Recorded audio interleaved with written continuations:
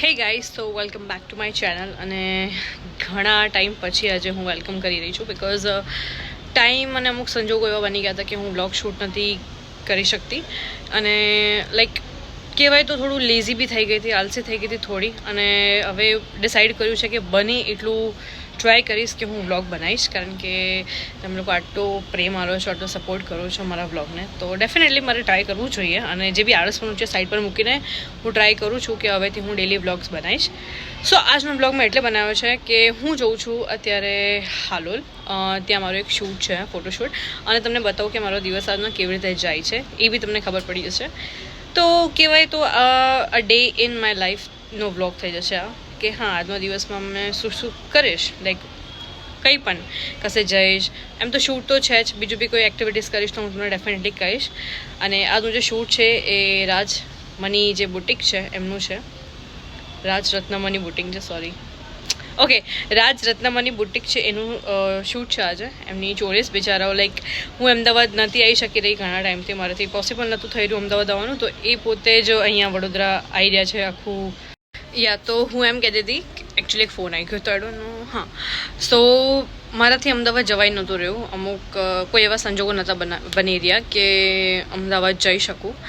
સો એટલા માટે અમદાવાદનું જે બધા બિચારા બુટિકવાળા હતા એ બધા અહીંયા આવી ગયા શૂટ કરવા માટે Vadodara. So sweet of them. So anyways, હવે હું બ્લોગ સ્ટાર્ટ કરી દીધો છે ઓબ્વિયસલી મેં. તો હવે આપણે જઈએ.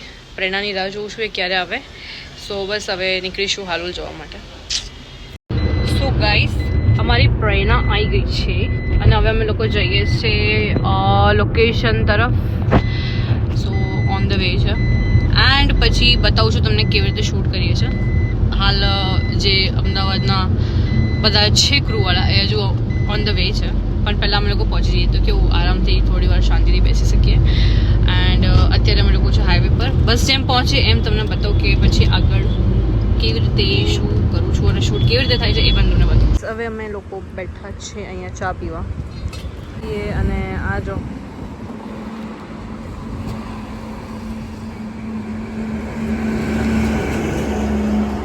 ફિલહાલ અહીંયા આ કયો હાઈવે, વડોદરા અને હાલોલનો હાઈવે, ના પાવાગઢ હાલોલ હાઈવે પર અમે લોકો ચા માટે ઊભા છે.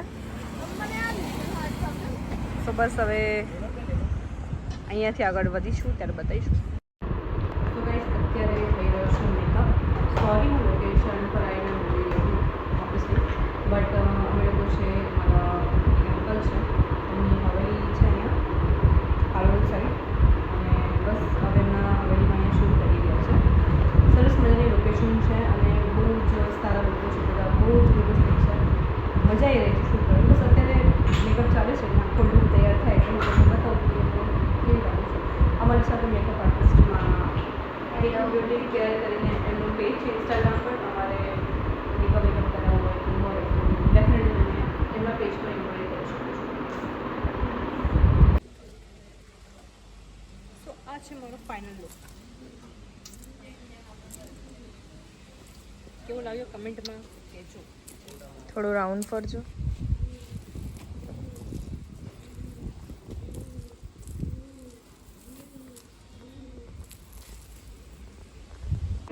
આ છે મારું સેકન્ડ લુક અને મને આ બહુ જ ગમે છે. This is very beautiful.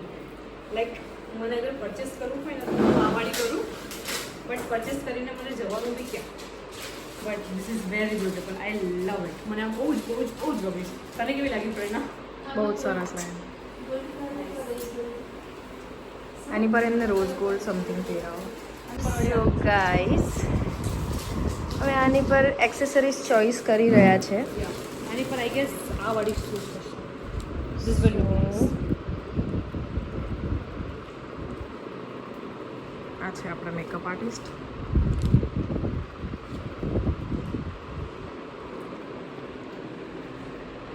અને આ છે તમારા આર્ટિસ્ટ. આટલા બધા જ્વેલરીઝ લઈને આવ્યા છે દીદી. બહુ સુંદર સુંદર જ્વેલરીઝ છે.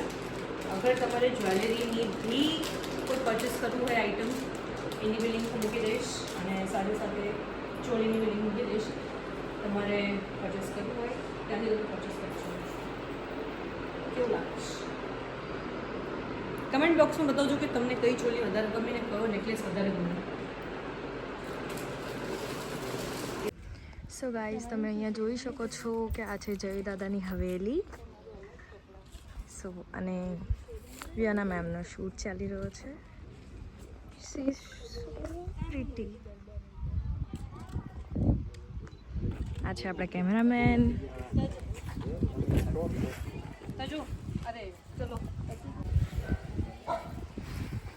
કંઈક કહેવા માંગો છો મેડમ? થાકી ગયા છે જલ્દી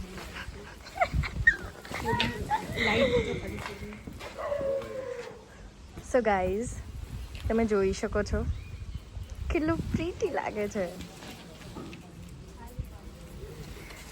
અને આ છે આપણા કેમેરામેન વિશાલભાઈ, મેકઅપ આર્ટિસ્ટ. મેરી વિશાલ ભાઈ મેકઅપ આર્ટિસ્ટ નહીં.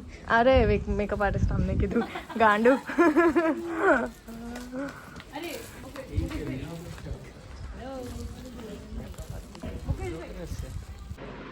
સો ગાઈસ આ છે મારી થર્ડ ચોલી અને આ બે ચોલીઓ અહીંયા પડી છે, એક અને ઓલી બીજી. સો હવે આ ત્રીજી છે. લગભગ 7 ચોલી છે પણ આઈ ડોન્ટ થિંક હું 7 નહીં કરું. જો કેટલું પોસિબલ હશે હું એટલી કરીશ, કારણ કે કાલે પાછી એક જગ્યા પર મારે શૂટ માટે જવાનું છે. સો બંને એટલી ચોલી મેં શૂટ કરું છું. સો હવે આ છે. હવે અમને બતાવો તમને કેવું કેવી રીતે શૂટ કરીએ છીએ.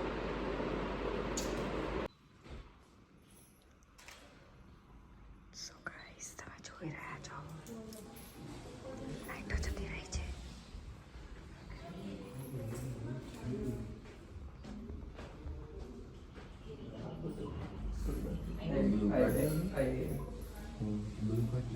સો ગાઈઝ તમે જોઈ શકો છો મેડમને બહુ ગરમી થાય છે. ઉપર પંખા લગાવવાનું ભૂલી ગયો. શું કરીશું? આ છે થર્ડ લુક ચાલે.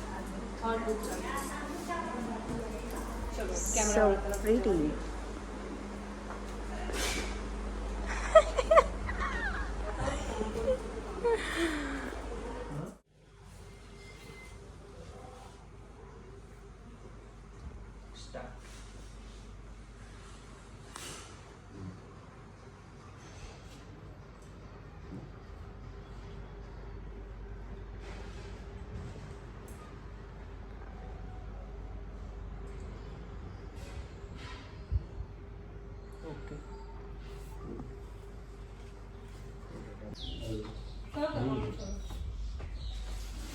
આ બાજુ ફરજો.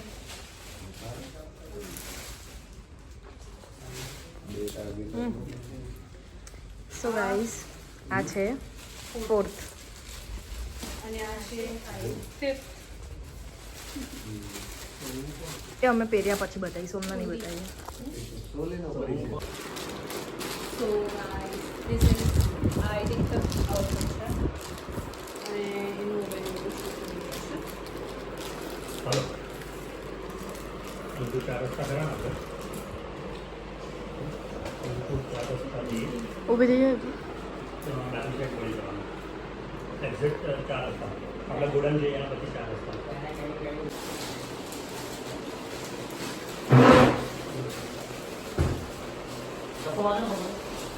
આ છે ટકવાળી. હવે 6 તમને એનું પછી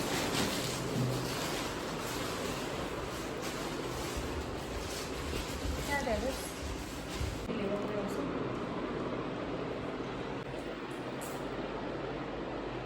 સો ગાઈઝ આ છે છેલ્લી 6th. તો આજે મેં 6 ચોલીઓ ટોટલ 6 ચોલીઓનું શૂટ કર્યું છે. એન્ડ પહેલી વાર એવું બન્યું છે કે મેં ફટાફટ 6 ચોલીઓનું શૂટ કરતા હશે, કારણ કે 6 ચોલી એટલે અલગ અલગ લુક પણ હોય, સાથે સાથે થોડો મેકઅપ બી અલગ કરવો પડે, હેરસ્ટાઈલ અલગ કરવી પડે, જ્વેલરી અલગ હોય. તો બી લગભગ અમે લોકોએ લગભગ 4 વાગે ચાલુ કર્યું હતું ને અત્યારે લગભગ 7:30 થઈ ગયા છે.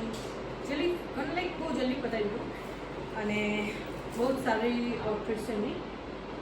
બસ હવે જોઈએ કે કેવું આવે છે આગળ. ભાઈ તો તમને કઈ ચોલી વધારે ગમે મને કમેન્ટ બોક્સમાં જરૂરથી બતાવજો. મેં તમને ફૂલ બતાવી દઉં મારું. આ છે મારું ફાઇનલ લુક. કમેન્ટ બોક્સમાં જણાવજો કે તમને કઈ ચોલી ગમે.